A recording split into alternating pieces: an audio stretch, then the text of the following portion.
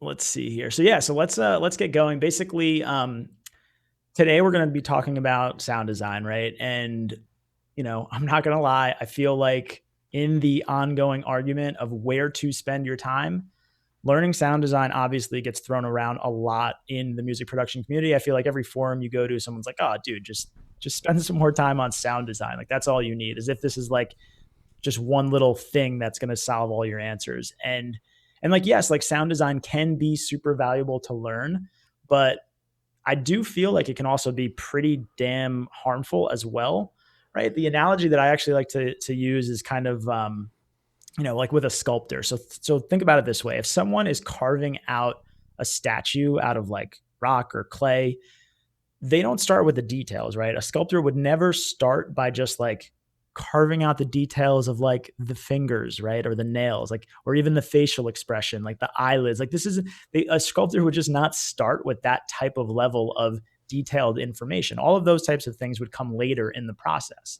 And in music, I really don't think that you should be spending too much of your time, like, at least initially, going into the absolute like depths of synthesis. Like, do you still need to know like how to use your tools, right? Like how to work with synths and sound design? Like, of course, in order to make good sounding music, you're going to have to learn a decent amount of sound design. But I don't think this is something that we all need PhDs in order to like be pretty good at, right?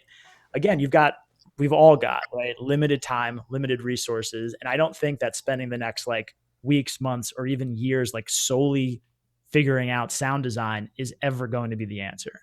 So that's kind of like, the theme of today. I basically, like we're going to be kind of digging further into sound design, but really getting your sound design arsenal a bit more like, I guess, getting you to feel more comfortable and confident working with the foundations. And then in turn, that'll allow you to start creating some pretty epic sounds, some pretty unique sounds, right? And not sounding like a cutter version of like, or cookie cutter version, whatever that expression is, of your favorite artist, right? We don't want you to sound exactly like someone else. We want you to sound like a unique version of yourself. And we're going to be talking through a lot of those concepts today. So, super quick, I just want to introduce myself and also Zach. This will just be a few minutes, but I think it's really important to shed some light on where all of this information is coming from because, I just want you guys to know that you are in good hands. Like, we've been doing this for a really long time. It's our passion. It's what we love to do. And it's literally what we actually do pretty much all day, every day.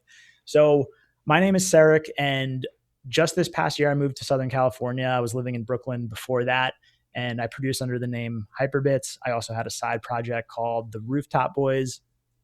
And between those two projects, I've done official remixes for Beyonce, for Tove Lo, for Nick Jonas, for Neon Trees, most recently Laidback Luke, and just a bunch of other artists as well.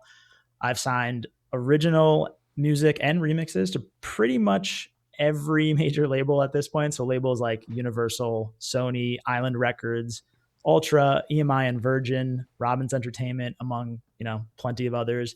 And basically across SoundCloud, YouTube, Spotify, I've had about 20 million streams of my music. I also just spend a shitload of my time teaching music production. I started an online school called the Hyperbits Masterclass, which we'll talk about later on. But, between all of those things, right, being an artist, teaching, doing some engineering work in one way or another, I've been pretty damn lucky that I've been part of over 15 Hype Machine #1 records. Now, super quick, you got, for anyone who signed on early, you heard Zach talking a bunch, right? So Zach is basically like originally was a student of the master class, but now he's an official co-instructor of the class and doing a lot of dope stuff as the producer and one half behind his production duo Science. He's actually done official remixes for artists like Tove Lo, John Newman. He won I believe, correct me if I'm wrong, Zach, but you won the Autograph and Steve Void remix competitions. Yeah, on Weibo. Yeah, and he's signed some record deals with Universal and Sony, but he's also kind of recently licensed some music to some pretty damn huge brands like Netflix, MTV, and Toyota. He's already got over 10 million streams of his music across all, the various streaming platforms. And I personally feel like he's just getting going, right? Like Science, his production duo, has really only been releasing music for a little bit over a year. So he's off to like one hell of an amazing start. So props to Zach. But basically, like I said, he's a masterclass co-instructor, and he's basically in charge of keeping our content super up to date. He's also like the Ableton Live expert within the masterclass, which is super awesome because I don't know, as many of you hopefully know, I produce in Logic, so he's always there to help clarify anything that might not make sense in another DAW. But anyway, beyond all of Zach's accomplishments, I just want to say he's like a really smart dude. He was actually an aerospace engineering major in college. And we've got him here to kind of start digging into the topic of sound design. So Zach, if you're ready to go, I'll just kind of hand it off to you and we can kind of get going and start talking about all things sound design. Awesome. So yeah, if you guys are ready, maybe just throw like a yes in the chat, make sure you're all still with us, and then I can get going.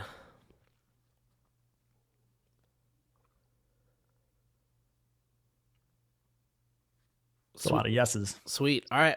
So here we go. Sound design, right? Sarek was kind of mentioning before, there's so much that goes into sound design. We could have a whole hour webinar on like FM synthesis, right? Like it's just such a huge, it's almost like sound design itself is as big as like music production in general. So really kind of the purpose of this webinar and me really formulating my thoughts on sound design for all of you is to kind of really understand what I mean by having a good sound design theory. So you can really sit there and beat yourself over your head, like having all of these thoughts about how do I make this sound, or like why do my sounds not sound that good? And there's so many different rabbit holes you can go down. But you often, at least when I was first starting out, I always found myself in a position where I was so focused on achieving that like professional sound and the big sound design that I hear in all the artists that I like, that I almost would forget what I was doing in the first place, which is making full-length tracks, right? Like making a song that someone can listen to. And I would spend so much time focusing on sound design, and an extension of that would be like mixing in sound design, that I kind of lost the point. And I really think a big takeaway with today's lesson is like really understanding that what we're trying to do here is simplify the concept, the really complicated concept of sound design, into a theory that's like that makes perfect sense and that can get you from point A to point B, and have you excel with really good sounding sounds that are going to get the job done. So the kind of three main things here that I wanted to talk about first are the concept of having intention, moving quickly, and how important presets are. So first off, having intention, right? What do I mean by this?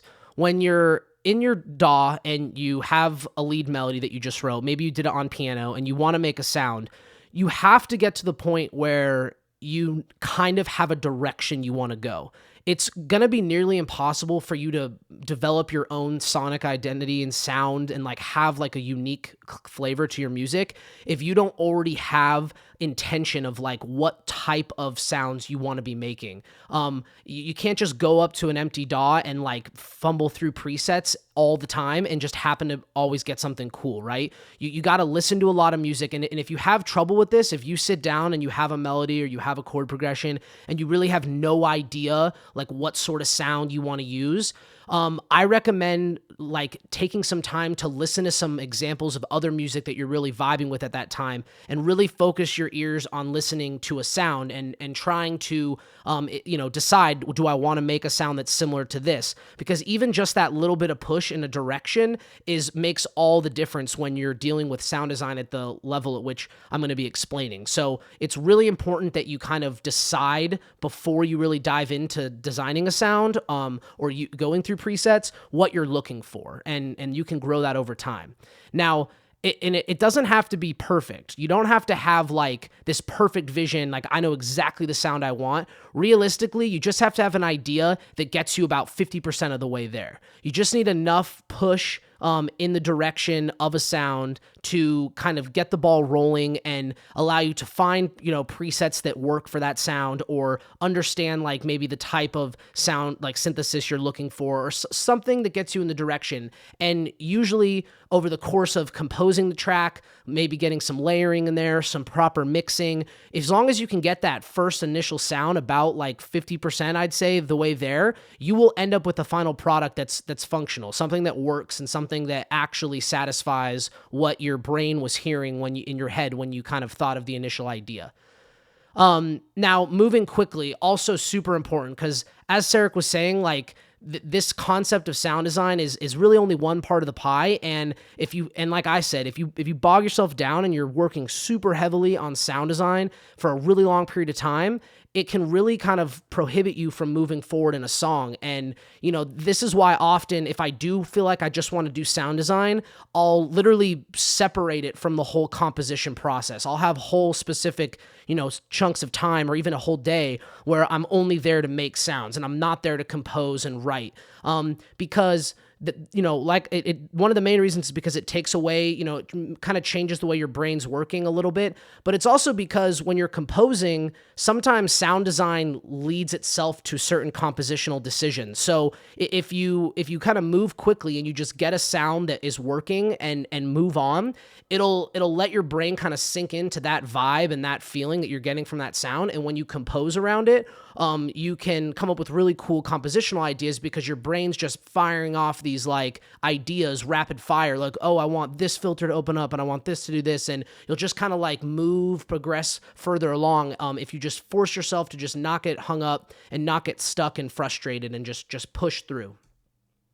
And then finally, kind of the big thing here that I know we talk a lot about in the masterclass, and we kind of dive into this a lot more in depth, but basically saying how presets really are the best way to move forward as an electronic music producer, unless you're devoting a chunk of your time to the concept of sound design, right? Like there's certain artists out there that come to mind, like people like Noisia and Matt Zoe and more. A lot of it's usually in the more experimental, bass-heavy electronic music because a lot of those genres are so focused on sound design. Excuse me. But basically, you have to be able to say to yourself, I know what type of producer I am, and I want to finish projects. And if you spend too much time on sound design, it's just really going to bog you down. And presets, there are companies out there that spend their entire, time as a company developing presets and advanced, really professional sounding sounds. And they can be expensive, but they can also be free. Like there's plenty of free databases out there. And, would you rather spend hours and hours and hours getting to a result, or get to that exact result just by a little bit of research and one day's worth of like going through presets and marking stuff down, right? I feel like getting to the finish line quicker in our line of work and making electronic music is just always going to be beneficial for your craft and your artwork for that matter, because you're always going to be forward thinking new ideas, like changing up what you're doing. And, if you do really feel like you need to spend a lot of time constructing things from the ground up 100% of the time, I mean, realistically, I just don't think that's that plausible if you're trying to be an actual electronic artist and not just a sound designer. But I mean, I would definitely encourage you to separate the two, like have sessions where you're doing sound design, have sessions where you're doing composition with those sounds. That would be kind of the way of moving forward with that. So really all these three things right here are all about time. And most of what we do is a race against the clock, right? Because, genres come and go, what's in, what's not in, like what's coming back, all that stuff kind of happens in these blink of an eye, really, when you think about it. And the more you can take away from the things that aren't the memorable things, and this is somewhat of a biased opinion, and also like, it's just my personal opinion, and I know Sarek agrees with me, but composition, if you think of kind of the three hemispheres or three, slices of what makes up an electronic song, or a pop song, or pretty much any song for that matter, you've got composition, sound design, and mixing. And usually it's about a third, you could attribute about a third to each. But as far as the time you need to spend in it. And really the goal here is we want you to be able to spend less time on sound design, less time on mixing, and more time on composition, because it's the composition decisions that are going to make your song, the music itself, really resonate with people and really last and be able for you to be able to grow an audience. There's little, sometimes certain artists are really just known for their sound design and maybe their compositions aren't that amazing, but that is definitely the fringe, right? Like most music, just in general, it's memorable because of compositional decisions. So don't worry about these numbers. This is kind of just like a general summary of it. But the whole idea here is we're spending less time on sound design, less time on mixing, more on composition. Now, when you go to sit down to hunt for a sound, the most important thing right out the gate is for you to get familiar enough with what you have at your arsenal and also just comfortable enough with what you're trying to make to be able to pick the right sound for the right job. And what I mean by that is if you're making a lead melody and this is like a dubstep song, right? You already know in your head that lead has to be of a certain caliber, right? It has to have a certain characteristics to it. It has to be the right sound. You can't just put like a piano unprocessed as your lead melody in a dubstep track, right? Like that would be ridiculous. And maybe you could process a piano hit and make it sound crazy, but you gotta, I find that one of the biggest problems is when you've, in a song that, like, for instance, if I hear from a student that I feel like the composition's there, the mixing's there, but something about it just doesn't feel right, it's usually because the source sound, the sound that they decided to start with just really wasn't the right sound for the right job. Now, 3 kind of breakdowns of this concept of the right sound. You've got software synths, right? Like things like Serum, Massive, anything that's a synthesizer on your computer, or for that matter, analog equipment, right? You could have like a actual hardware synthesizer that you're playing.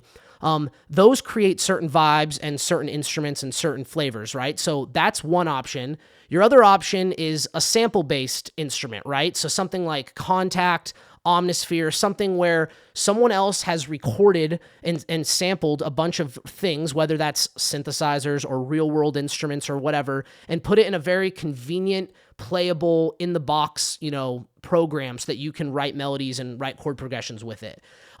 That's kind of the biggest open-ended aspect of sound design, because anything can be a sample, right? Like you can go record Foley of rain outside your room and pitch it and make some cool bass line, or you could really do anything, and there's no point of diving into it too much because it's just so open-ended. But really just the main things I would want you to think about is something like Contact, right? Like having real instruments at your disposal, as well as sample libraries, right? Just pre-made loops and having just whatever they usually come from, software synths or samples of real-world instruments, but having access to a bunch of samples that you can use. And really, all 3 of these things, it's all about staying organized. If you collect this stuff, and I know I've been collecting samples and synths and romplers and stuff for 7 years now, and it wasn't until about 2 years ago that I really was like, okay, this is getting ridiculous. I have so many options when I'm sitting down to pick a sound. Why am I doing this to myself? Why not just find the sounds that I like, remember where those are and keep those organized, and then only add to it when I find something new that I like, and not just blindly download and save everything and just, and if I do download something and just save it just to have it, I make sure to go through it and know within it what I enjoy and what vibes, what I can do with certain types of sounds. And your organization here is really going to be key once I dive into kind of the sound identity theory that I'm about to talk about.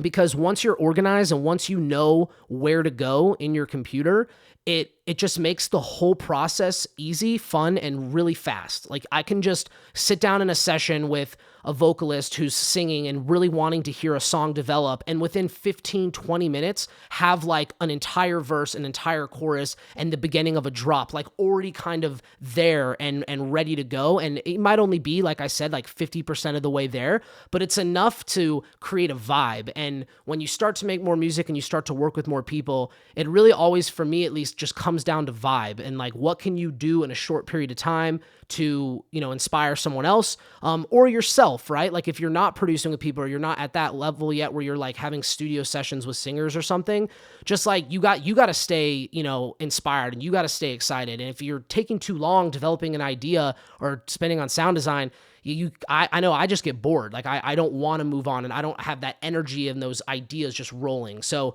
the more organized you are, just the better it's going to be. So with all that being said, I kind of want to dive in now to my concept of sound identity. And this is something I've sort of developed over the last year, taking kind of lots of bits and pieces from just the concepts of sound in general.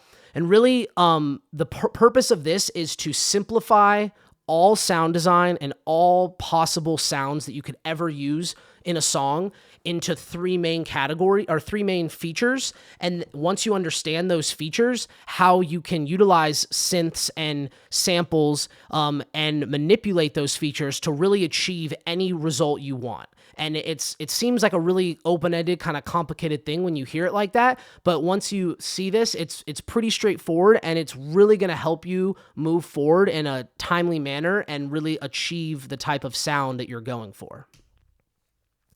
So the three concepts here that we're going to be talking about are shape, timbre, and environment. So I'm sure you've all heard these words before, but really explaining them when it comes to synthesis and sound design is huge, and how they relate to what we have at our disposal to use. So the first concept here, shape, also known as like your ADSR, right? Like your attack, decay, sustain, release. What is the sound's purpose? Like what is this sound? Is it a pluck? Does it have a really short attack and, no sustain at all? So it's just like a little transient, and then maybe like some release, so it like kind of fades out slower. Is it a pad? Does it have like a really long attack and kind of like slowly comes in? There's all of these sounds of types of instruments that we've learned about and heard, and really all the differences are usually some sort of ADSR change, right? Like you can make a pluck into a pad very quickly. I'll bring up here just like a simple serum patch real quick, and you can see that like even if I just get a basic saw, just a saw wave going, envelope 1 here for serum is the global ADSR. So right now, it's just, when I press a note, it just plays because the attack is here and it's just fully sustained. So if I held down like 3 notes, right? But then if I just simply move this down, the sustain all the way down, move the decay,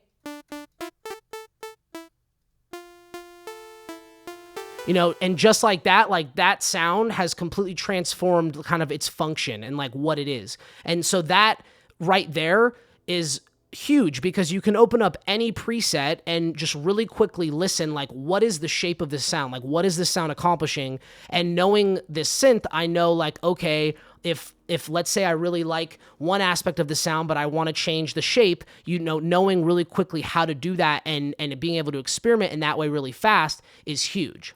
So timbre kind of feeds into that. So every sound has a shape and it has a timbre. And timbre, which I'm sure you've all heard this word, it's really not that complicated. It's basically just the characteristic of a sound. So what differentiates, a C1 note on a piano from a C1 note on a string, from a C1 on a serum patch to a C1, wherever you are in nature, right? Things can have the same exact frequency and pitch, right? They can hit that same resonant tone, but everything that we hear sounds different. And that's all timbre is really meant to be for, is like, how do you describe the differences between something that's hitting at the same pitch?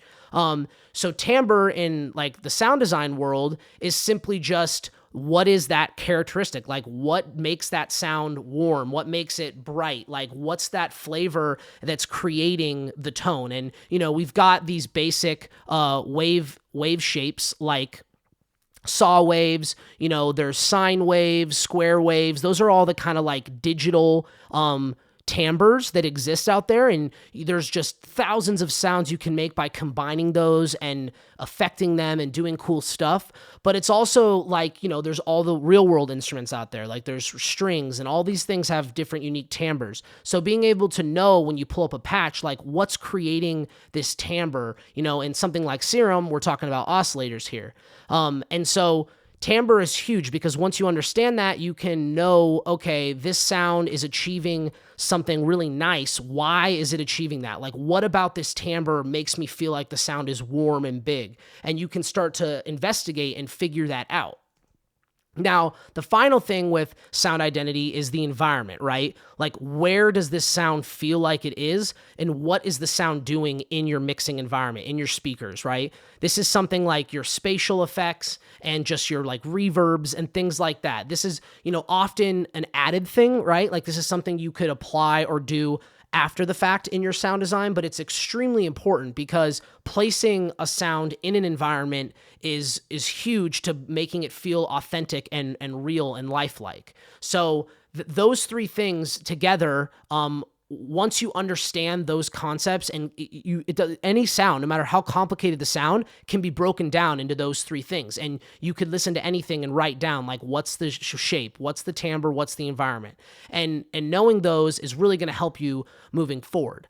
Now, the question I'm sure you're having now is, okay, so I understand this. I understand like what sound identity is, but how can I use that to my advantage, right? Like, how can I hear a sound and be able to immediately make a decision based off of that sound, and either fix a problem or understand what's cool about it, and learn that and take that into the future in your sound design.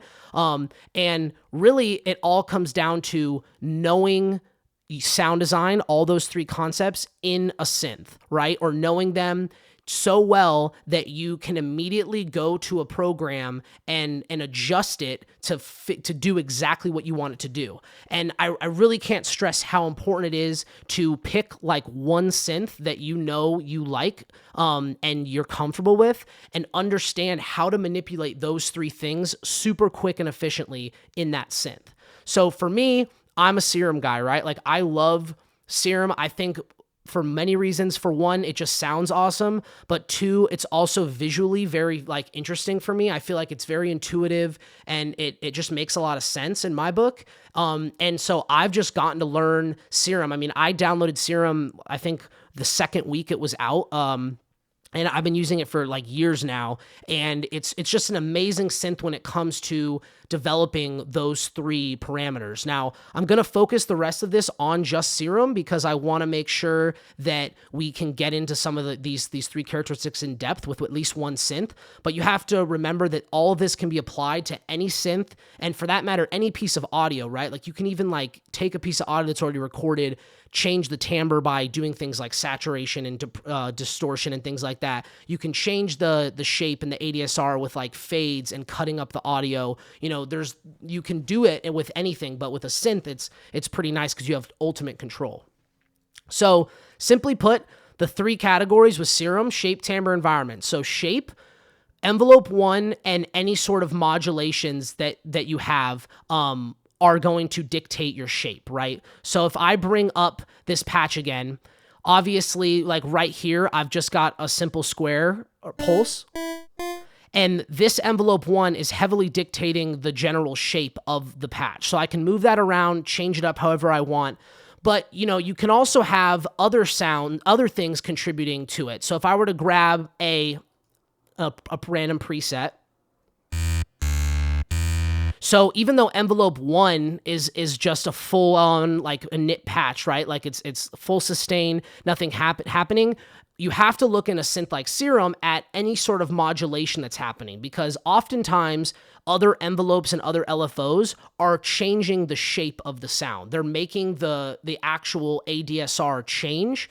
And it just might not always be the actual ADSR that's changing. It could sometimes be like a filter being engaged, taking out frequencies that's creating an effect as if we were, changing the global ADSR. So with Serum, first thing I'm doing when I'm opening up a preset and like trying to understand it is I'm looking at all these envelopes and all these LFOs, what's going on, what's affecting that shape. So you can see with this one, it's pretty simple. You've got that same sort of plucky shape. that's making the high frequencies cut out in this shape right here. Now, timbre in Serum is also super straightforward, and really where Serum, in my opinion, shines the most and gives you the most kind of flexibility, especially when you start stacking and layering and all that good stuff. And really in Serum, timbre all comes from your wavetables and your oscillator sections, and obviously like effects. So in this sound, this entire sound is just made up of these two wavetables, right? There's some effects in here. There's some compression, some distortion, a little bit of reverb, and a little bit of boosting with an EQ and filtering. But this is the main source, right? Your oscillators A and B are going to heavily dictate that characteristic, that timbre, and that fullness of a sound. So if you're dealing with a patch that, like, let's say you really love the shape of it and like the effects going on, but it just doesn't hit hard enough, or it's not feeling full enough, to me that immediately screams, okay, there's an issue with your timbre, and you should go adjust that and take the time to try out new timbres. So like, for instance, if I didn't like this, I've saved up so many timbres from so many wavetables over the course of the last few years, so I can immediately go in and, find another timbre. So if I go to grab something, and I'll actually turn off one just to make it simplified.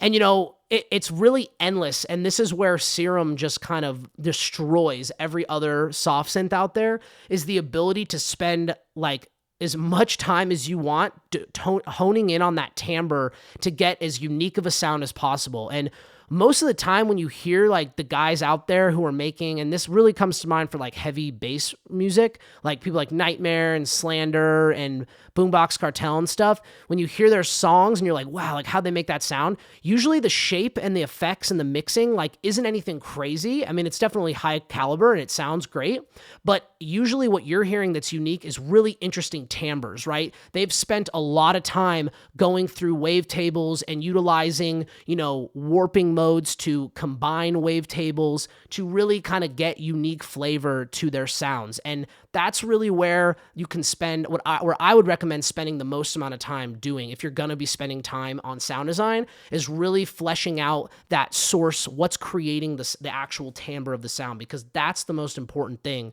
to getting like a really full developed sound. Now, finally, environment, right? Where it sits. This can be done outside of a synth, and I normally do this outside of a synth, but I will always use the effects section in Serum to create certain things. Like, for instance, the compressor I use in almost every patch with multiband engaged, which is essentially just OTT from Xfer's like OTT plugin. And what this basically does is it's just upward and downward compression happening at the same time. It's really just going to kind of fatten up the sound, flatten out the frequency spectrum, and just make anything sound a little bit bigger. So if I even just play this sound,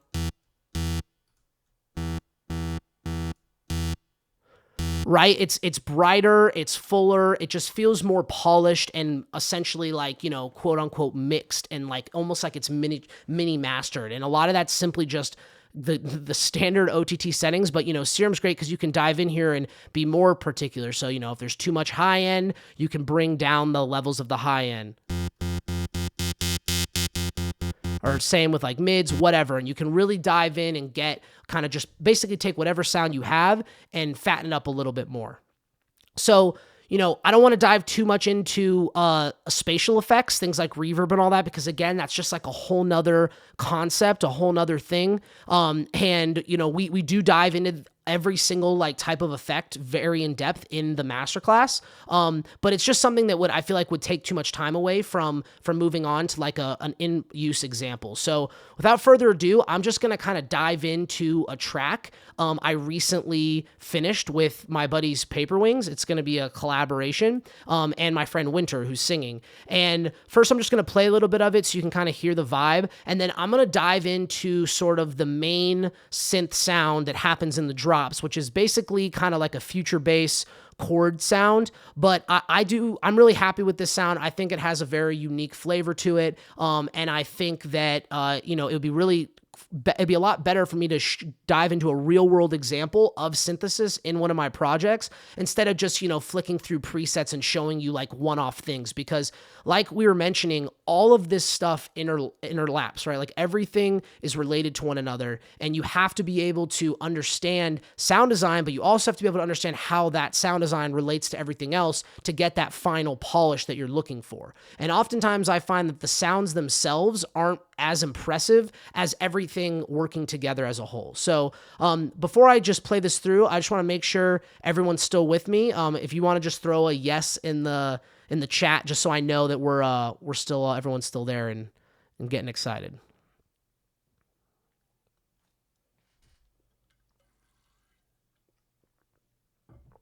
And I don't know if Sarek, you can. I'm sure everyone's been saying yes, but Yeah, everyone is saying yes, and I think everything you're saying so far has been pretty damn awesome. Like it's, I mean, super clear, and I'm personally just looking forward to you diving into this kind of next phase. And like you said, like it's one thing to be pulling up the synth and explaining a few buttons here and there, and looking at a few presets, but to actually make this stuff work inside of a track, like that's everything, right? That's how you apply any sort of a knowledge and bring it into a real world environment. So everything that we just talked about, like, is pretty much worthless if you're not putting it inside of music. So this is exactly. for me at least, this is where the juicy stuff really starts with a much, now that we have a little bit more of a foundation of how you approach sounds in general. Cool. All right, sweet. So I'm just going to go play through kind of like the break drop of this, and then I'm going to dive into this chord sound. I get so used to cloudy days, I try to justify the rain. I hold too tightly to the pain, my expectations start to change. I wanna wake up weightless, I want the sun on my face. Let the skies just open up, I let it all float away.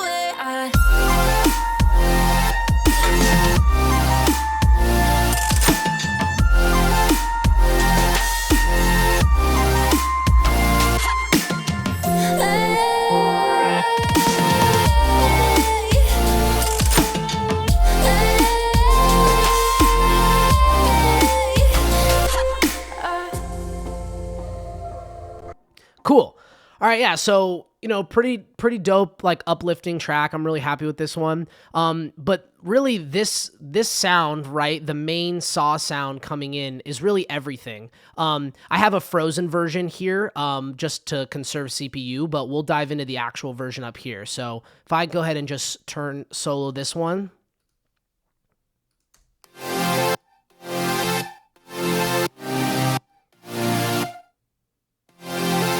So, right off the bat, even though it seems like it's just, one sound, this full super saw thing is, 8 layers coming in here, right? There's 8 different things going on all at once, mixed. And then furthermore, those 8 things are processed together. There's sidechain going on. There's a lot of these racks are just simple automations that happen later on in the track, like for little changes in movement. But the main sound, like the core of it is the concept of stacking all of these layers at once. So I'm just going to kind of go through real quick each layer one at a time so you can kind of hear all the pieces working as a whole. And then I'll kind of show you my approach to how I decided, like, okay, I'm going to keep going. I'm going to keep adding something. I'm going to manipulate this layer. But before I do that, all of this started with a nice chord progression, right? I had a chord progression that worked. It was working for the vocal. I flew that through. And for me, with like these kind of future-based chord sounds, it's all about timbre in my book. Like it's pretty easy to use like something like an LFO tool and, just drawing in MIDI to get stuff to turn on, turn off, and kind of wobble. But it's really getting that like fullness and that like nice warm timbre that I really strive for. So without further ado, I'm just gonna start with I'll go ahead and start with this layer.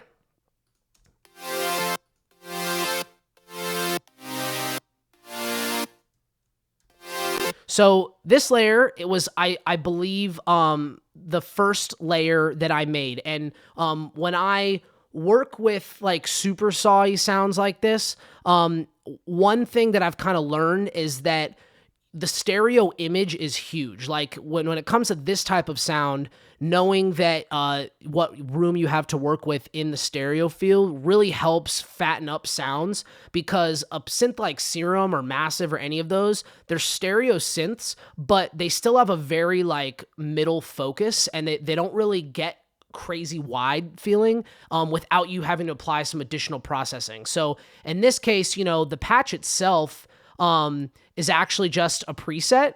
It's from the Singular Sounds Volume 2 that actually came out pretty recently. And it's just this Millennium saw. It's kind of like based off of Millennium. And it's just a saw wave, detuned, some white noise, and then just this other unique kind of timbre here. But this would be a great example for you to hear like how important something like this was, right? Like if I take this off and you hear the sound.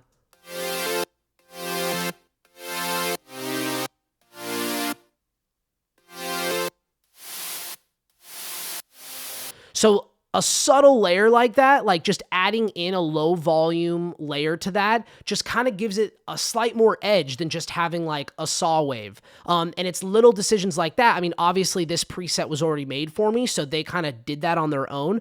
But that was something I noticed in this layer that like I really enjoyed hearing, and it really came through in the final product. So, starting with that sound, knowing I was going to make like a big kind of super sawy sound, the one thing I made sure to do is all of my envelopes on all these patches, they're all just the same, because I want everything to feel like one sound, and I'm going to control the movement of that sound on a global level on the group, and not like on every individual patch, because then I'd be like copying and pasting a lot of automation and shit like that. So this is kind of like my approach. And with this layer, a weird thing that I did, but that really helps and just fills out the sound so much, is I use an imager and like aggressively image almost the entire thing, like other than the anything below 140, right? This isn't something normally you'd see done, is just over the top imaging. And if you look at it,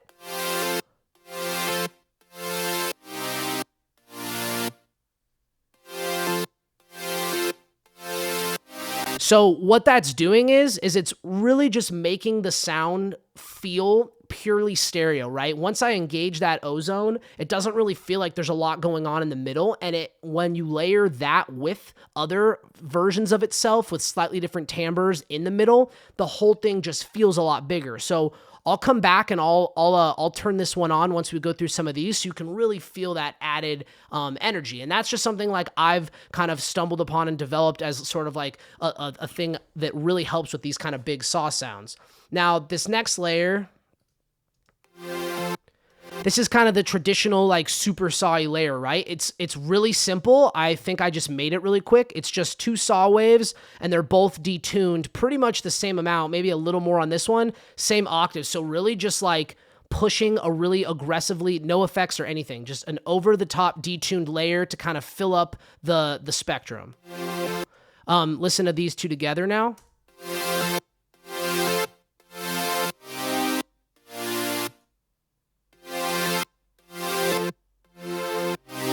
So, definitely different timbres. And when you get into layering, and again, something like it's sort of just a whole nother topic to talk about, a big thing about it is making sure you're not layering the exact sound one on top of another. So layering these two together is really important here, because it really fills out the spectrum.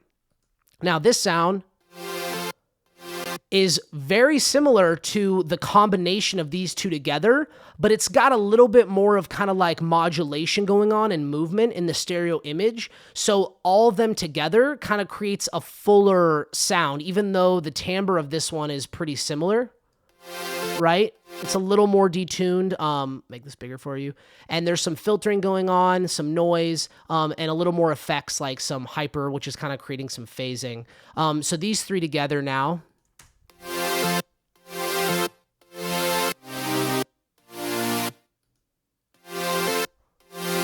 pretty subtle. It's sort of just like an energy level. It's just like another layer there to provide some more energy, and it's mixed pretty quietly. So it's sort of just, that's one thing I'm often doing when I'm stacking sounds to make it bigger, is just bringing things in at really small volumes, like low levels. That can really help just fill out the sound, especially when you process them together. And then the final like kind of saw layer is sort of another detuned, but more sort of tinty and high end layer that it isn't really like doesn't have a lot of low mid punch. And I also have a square wave making up the kind of majority of that timbre. So since I've been doing so many saw based layers, having some square layers in there really helps kind of, again, fill it out in a different way. And this is actually, again, another preset from that same pack, and it's based off of the To Me saws. So all these together now,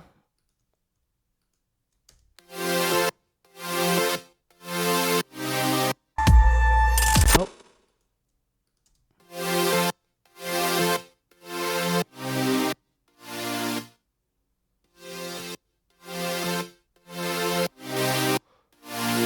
So, you know, those four things, right? Like you might have heard one when you were initially searching through presets, like, oh, I like this. But I just know from experience that with this sort of sound, you're never going to get the fullness and the energy you want from just one like kind of saw based patch. You usually got to think about the stereo image and knowing like, okay, I just need more energy, more information happening, because that's going to really fill it out and just get it to that, like, you know, like how Millennium and those people have those big saws. And as far as processing, you know, you can see it's all pretty minimal. Like I'm definitely taking out sub information like with these EQs.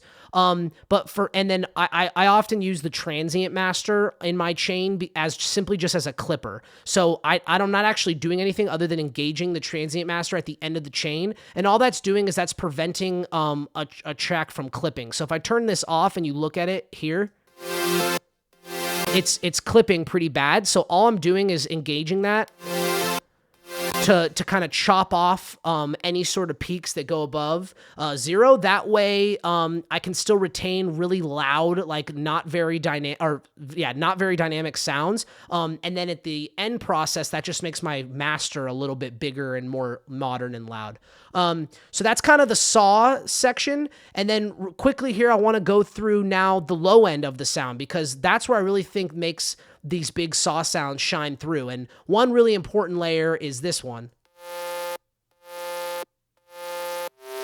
which all it is in the MIDI is it's actually the root note of every chord. So for instance, F major is happening, C, A sharp. So I'm taking that root note and just creating a like saw, kind of like how Zed used to make those like really saw heavy basses, just to kind of hammer home that these chords are what they are, right? So that, you know, like when this chord's playing, that it's an F chord. So if I were to kind of A, B this one on and off, so with it,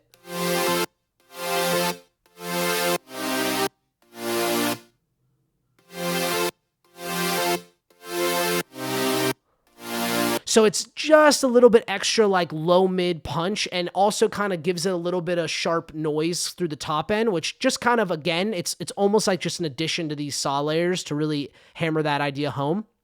And all that is in Serum. It's actually, it's not even Serum, it's Massive. So, great idea with when you are stacking lots of layers is use different synths, because having different timbres that are literally created from different sound sources, different programming, different code, it can be hugely advantageous, because you're automatically forcing the computer to recognize like different timbres, right? There's no way Massive is going to sound exactly like Serum, right? Like you're going to get some variations, and that can be really cool.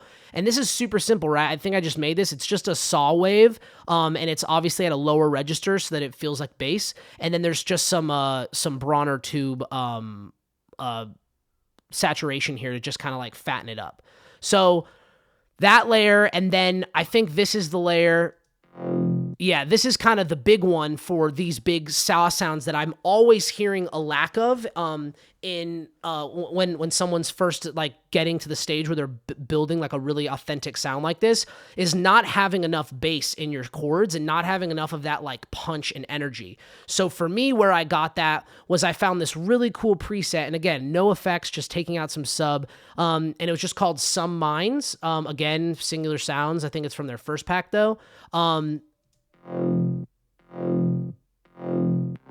Just a really nice, warm, kind of like flangey bass that just really hammers home the root notes of those chords.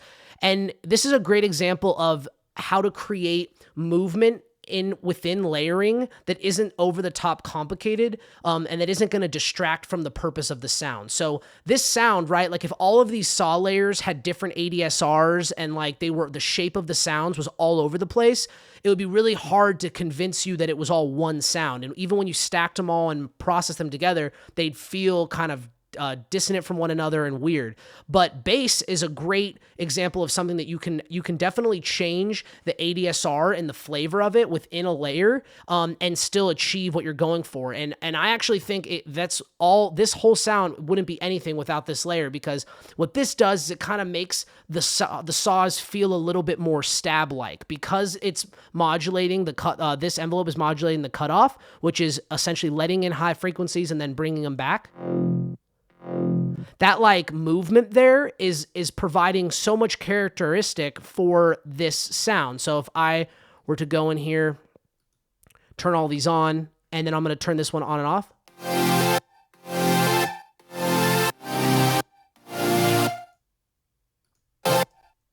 Sorry.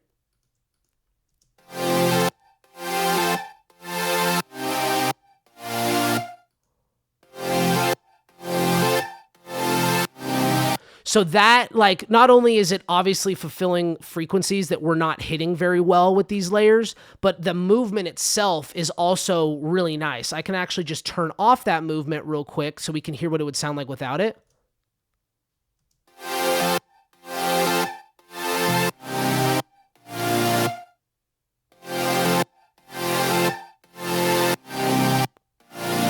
Right? Like, having it just in fulfills the energy that we're lacking in the spectrum, right? The saws feel bigger and warmer, but they don't feel as interesting, and there's not as much like character to them. So definitely experimenting with the shape of your bass layers. Obviously, like if you just had a different bass line going, that would be like, again, like you could have a different shape and it would be okay.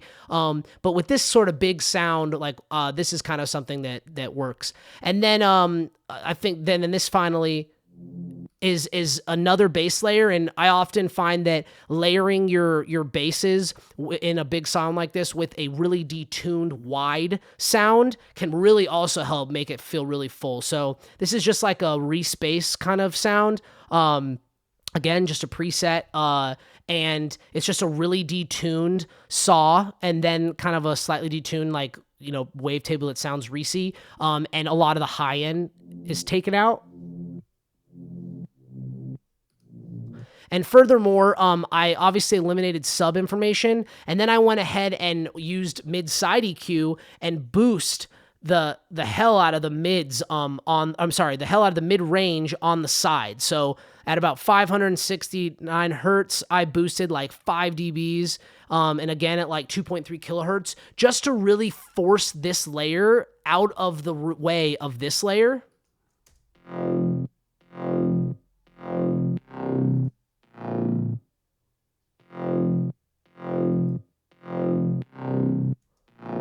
So together, those work really well at just feeling like full and having a lot of low end energy. So, you know, again, all these things together, I'm actually just going to transfer over to the process, or the completely audio one.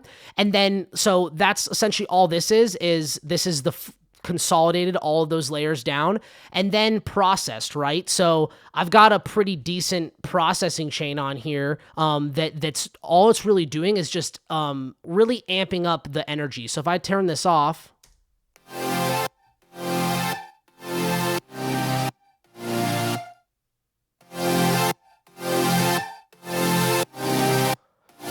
And, I don't want to go too into it. It's for a whole nother conversation, but, just some basic EQ, taking away some low end, some saturation with Fab Filter Saturn, a little bit of drive and energy with something called the inflator, which is kind of like sort of saturation, but technically not. Some glue compression, a little bit more EQ boost on the high end, and then again just a little bit more EQ, which is kind of boosting some specific frequencies that sound nice and warm with kind of like an analog emulated EQ, and then again just editing, cutting out some mud that was there, and making sure there's no sub, because when you layer this layer with the actual sub,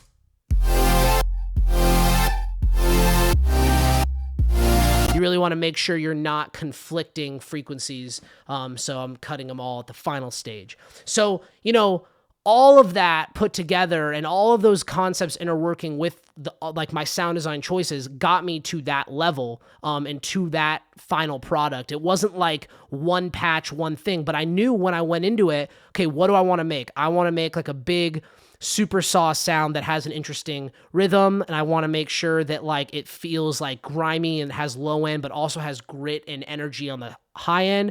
So I started, making layers. I found a preset that kind of got me 50% of the way there, right? Like this sound just sort of did it for me right there. And then I was like, okay, how can I make this? I like the shape. I actually wrote probably, or just went with the Paper Wings guys, went through and decided on the rhythms and the variations probably throughout the whole song. Cause this drop is slightly different from this drop, which is slightly different from the third one. So, deciding on all that, you can do all of that when you're only like 50% of the way there. And then going through and deciding, okay, now I want to fatten this up. I want to do some sound design. What is this layer lacking, right? Is it a timbral lack? Is it a shape lack? I thought it was a little bit of both, right? It was kind of straight and didn't have a lot of movement to it. So it's like, okay, maybe I should add a bass layer that has a little bit more movement, right? Something like this.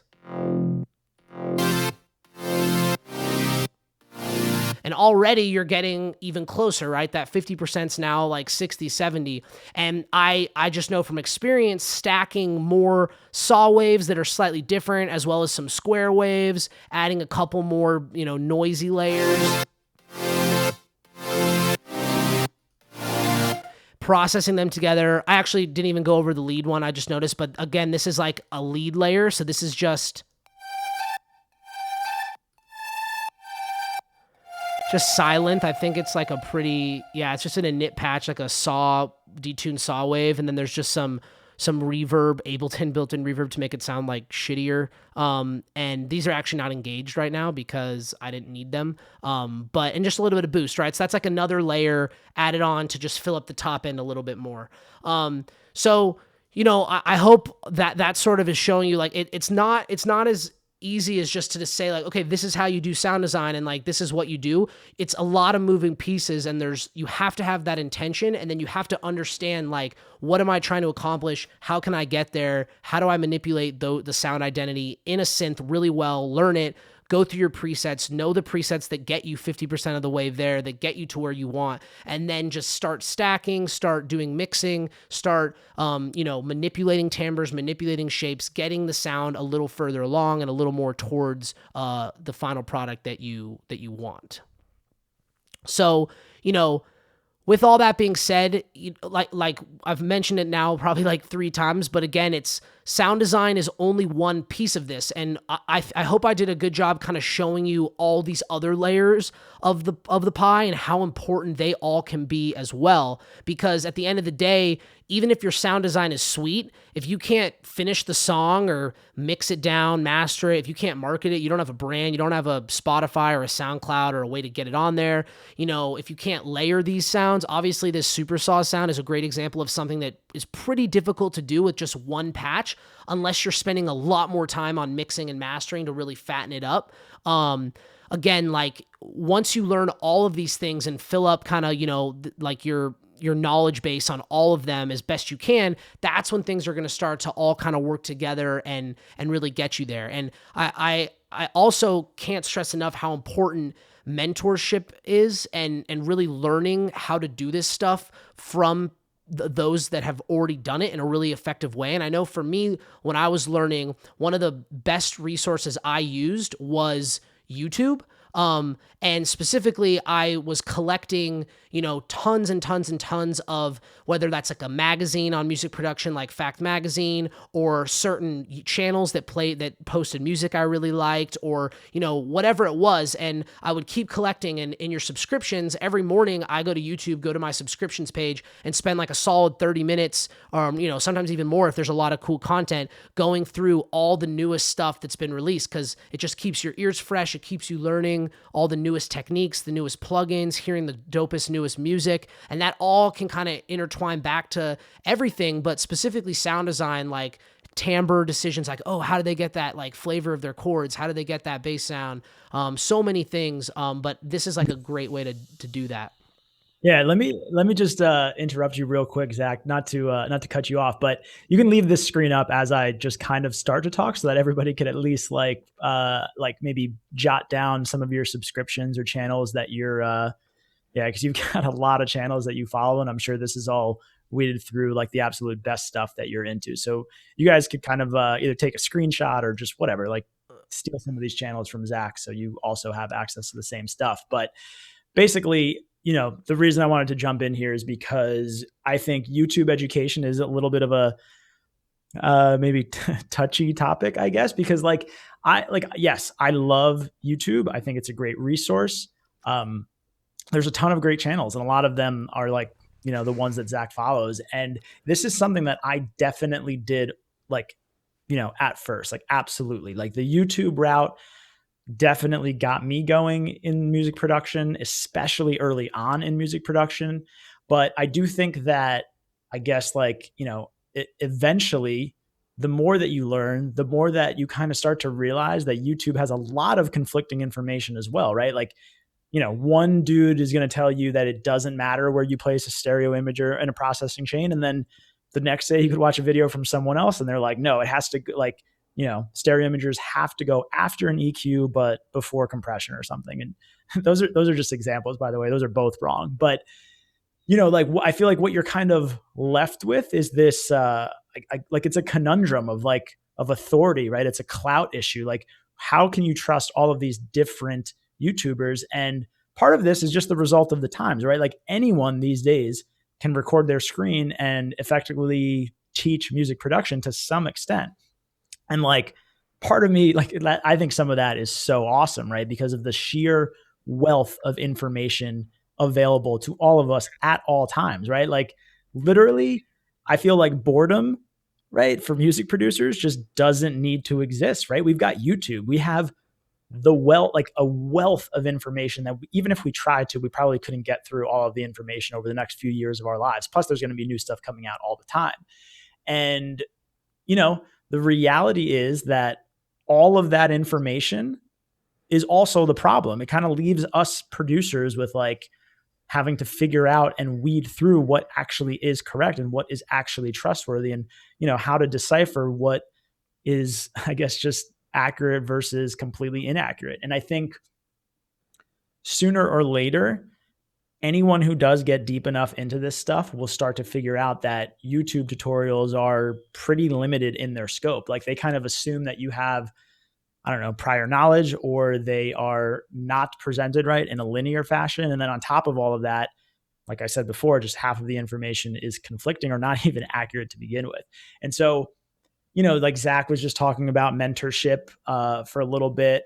And I think personally, at least in my opinion, that's where all of this kind of really, really leads, right? Like, mentorship by far is the best way to learn a lot of this stuff, because you're working with someone who's actually like accomplished at least some of the goals that you hold for yourself, right?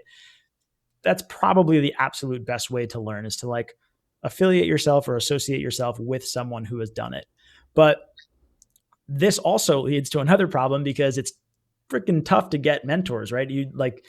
It's also the fact that really good teachers probably know how good they are, right? And they end up being pretty expensive. So, all right, but basically, real quick, one thing I want to do right now is just talk a bit more specifically about the actual value that you could be getting from the Hyperbits Masterclass, which, in case you haven't really heard of it, like at this point, I'm sure you have, but it's this extensive, right? 8-week online course that really does help kind of intermediate and advanced music producers, get their music up to par, get it to where it needs to be. So let's do this. I'm going to tell you kind of the value, or I guess the kind of value that you could get, or what it would cost if you were to try to put together like all of the pieces of the masterclass together on your own entirely. Like if you were putting this together basically without me or without Zach or without Pete or any of the other instructors and mentors that we bring on there. So basically, when I used to do production tutoring over Skype, I regularly charged about $200 per hour, and my calendar was actually full at that rate. So, to be fair, right, I definitely had a decent amount of commercial success at that point than most producers that were probably also doing one on one sessions. I had a bunch of like Hype Machine number ones, major label signings, stuff like that, right? But let's just pretend, you were able to find someone, I don't know, half as expensive at $100 per hour. In the master class, there are at least 3 hours of recorded sessions every single week. So across 8 weeks, right? 3 hours per week, and that's a minimum. There's usually more than that. Times about 100 per hour, that would get you right off the bat. That's $2,400 worth of kind of like recorded lessons. And then we've actually got like weekly live sessions, right? Where Zach and I are working with you live, like teaching you in real time for 90 minutes every single week, right? It ends up being closer to 2 hours actually. But again, just trying to be super, super conservative here. So that would be $50 per hour, right? Again, just to lower it from what we were just at. $50 per hour across 8 weeks of 90 minutes per week ends up being, I think, $600. And then from there, right, there's also office hours every single week, right, where you're basically hanging out with me or with Zach or with any of the instructors of the masterclass, plus all the guests that we bring on. And there are actually 2 hour-long office hour sessions each week. So that's a total of 16 hours across the entire class. And so again, just to, these office hours are worth more, I think, than the number I'm going to spit out. But again, just to be super, super conservative, let's just say they're worth only $35 an hour. That's another $560.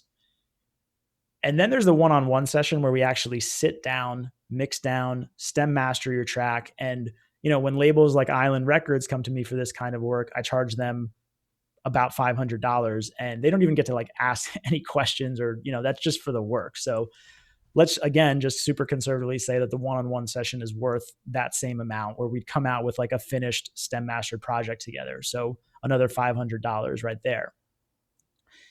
That to me right there is kind of the bulk of the actual like recorded lessons and live class time. But there's so much more ridiculous value in the class. Like, let's just talk about software discounts, for example. Music production is not the cheapest hobby. I think we probably all know that at this point, but you can make obviously some great sounding music without every single plugin under the sun. But at the end of the day, there is going to be a few plugins, right? Like if you want to have your hands on Serum, or if you want Ozone, right? Or the Sound Toys bundle or the Fab Filter bundle, like eventually you're going to want to incorporate pretty much all of at least the plugins that I listed. And so the master class has 50% off of most of those brands. So again, let's just be really conservative and say that you only bought 2 bundles over that 6-month window that you have access to these plugin discounts. That would be another $500 right there. And we're already up to almost like $5,000 worth of expenses. And then there's also, start to finish courses inside of the class. Like I was kind of, that's actually for anyone hanging out right now, like we'll be giving away one of the start to finish courses that we've done in the past. It's about $150 right there. And we've got 2 of them in the class. Plus we're always putting together new content. So there's going to be more than that, in the class in the future. So let's just say the start to finish courses are worth about $300. And then there's the Facebook group, right? Which I think is the most underrated part of this whole process, because I mean, there's weekly feedback Fridays where for more than a year running now, students have been providing like really, really detailed kind of intensive, objective feedback to really anyone who wants to share their music in the alumni group. There's also Promo Monday where you get to kind of just support each other, right? Like supporting each other's SoundCloud links, Instagram posts, track releases, stuff like that. But basically, you've got the benefit of having hundreds of questions answered every single week by producers who are just as motivated and passionate and dedicated as you are. And honestly, to me, that's fairly priceless, to kind of surround yourself with the people that you want to be working with regardless. But let's just say, again, super conservative, that it's only worth $10 a month. And let's say you only stayed in there for 2 years, even though you could stay in there forever, like literally indefinitely, that's only $240. So where things I think get a little bit more interesting here is that the masterclass also offers lifetime access to the course, which means none of this whole like revoking access to the material after 6 months or a year or anything like that. Like, if you paid for the course, I would believe that you should get it and get it forever. So I would think that lifetime access is worth at least about $250 to be able to hold on to all of this information forever, all of the live classes, all the office hours, all the recorded lessons, literally yours forever. Lifetime updates is something that I actually want to clarify, because in the masterclass, like, you get lifetime updates, right? Not just lifetime access. So that means that, like, for example, when we just added this massive week strictly about all things vocal production. So we'd be talking about like vocal recording, vocal processing, vocal mixing, vocal chops, creating vocal leads, a ton of amazing information. I mean, that means that every single person or every single producer who has ever taken the class also gets that update for free. So like, think about that. That means that, like, we are going to be updating the class forever, and you keep getting access to that. So think about, like, for example, your DAW, right? We've been talking about Ableton 10 a little bit tonight. For that, if you had Ableton 8 or Ableton 9, right, to get that update, you have to usually pay for that. Almost never are those updates for free. Same with Logic's updates, really any software, right? If you're using Photoshop or whatever, like, you pay for the upgrades or for the updates. And we don't do that with the masterclass. And the reason that we do this is because we believe that music moves so freaking, like, and it does. I mean, music moves so fast, right? The technology inside of the music changes so fast. And also, I mean, were your musical tastes, like, from a few years ago the same as they are now? Like, I'm assuming they're not. So I feel like, why wouldn't our course change as well as our tastes and influences and genres and industries and everything changes as well? And I actually literally think this is why most collegiate level courses kind of can't keep up with what producers are actually doing in the field, right? It's one thing to teach sound waves or music theory on a collegiate level, but to get the level of, like, clarity and fullness and crispness that a lot of producers are achieving in the music industry right now, I mean, that stuff moves so damn fast. I mean, just listen to any of the music that was out there like 4 or 5 years ago or 6 years ago, and the quality of it it literally sounds like the Stone Age compared to what's being created today. But anyway, the improvements of the course are pretty massive every single time we run it. So let's just say all of that lifetime updates, lifetime value is only worth $600. I mean, to put it in perspective, like, imagine a few professional, full-time, successful producers offered you, like, the accumulation of all of their production knowledge, and then would update it every single time that we learn something new or a powerful new, like, strategy or technique forever, right? Like, I don't see how that personally wouldn't be worth $600. And I also, I know I would, but, like, this course didn't exist anywhere. Like, it literally didn't exist. And that's part of the reason why I feel like this course was such a, like, or something that I'm just so proud of something that I'm, like, really kind of amazed that didn't exist out in the world. I feel like none of the courses out there in the world ever met my expectation. Like, again, and that's why the idea behind why I actually sat down and started building this course. And eventually, Zach came to me and was like, dude, I really believe in what you're doing, and I want to be a part of this. I want to build the best music production course literally in the world online, because it just doesn't exist, right? So I don't know. Basically, like for me, I feel like there was two things that made me want to build this course, and one was just the fact that the perfect course in my mind didn't exist anywhere, and number two, I just happened to love doing it and happened to be really good at teaching. So I don't know. As far as I'm concerned, this is my calling. This is literally exactly what I'm supposed to be doing right now. And by the way, I hope like, I don't know, everyone at some point gets to feel that way. It really is one of the most like rewarding and fulfilling things I've ever done, where your professional interests and your priorities in kind of life all get to intertwine together. I mean, it really is something I don't take for granted. But just to keep going here, the last thing, there's also like a production database of blogs, videos, master classes, books, and stuff like that that you get to comb through in the master class. So let's just say all of that stuff. Plus, there's a lot of discounts for a lot of the alumni off of like engineering work that we can do, masters, mixed down, STEM masters, stuff like that. Let's just say that discount is only worth $50. Basically, altogether, when you consider everything inside of the class, I mean, that adds up to almost $6,000. And a lot of producers have messaged me in the past just being like, yo, like, why is this class worth $1,800, or why is it worth however, whatever the price is? And I'm telling you right here, if you look at this breakdown, like, this is an absolute no brainer in my opinion. But that's the beauty of this, right? The master class is available to you guys for only $1,800. And just to make it like a little bit sweeter, like for you guys today, I figured I would just extend like a $200 discount just to, because you guys are still here, because you're here and eager to improve your skills and you're hanging out with us today. Like, I think this is a great like relationship, right? Like, we put together some of the most helpful content that we can possibly like think of. We get to share it with you guys, and then the way that it helps us is that we get to like tell you about discounts like this. So for less than $1,600, you can get an education that's worth, in the music production industry, worth more than $6,000.